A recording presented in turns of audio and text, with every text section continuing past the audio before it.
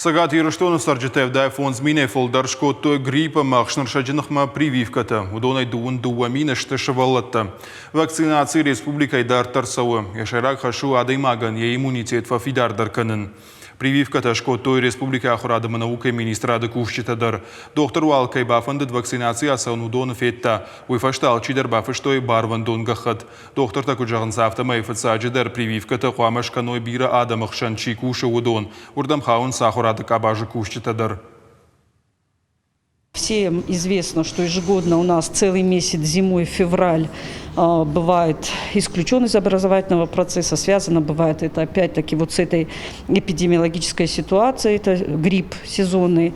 И очень многие родители, конечно, возмущаются, что школы закрыты на карантин, но когда определяются причинно-следственные связи, то бывает понятно, что из-за того, что у нас низкий процент вакцинации детей, происходит вот такое массовое заражение.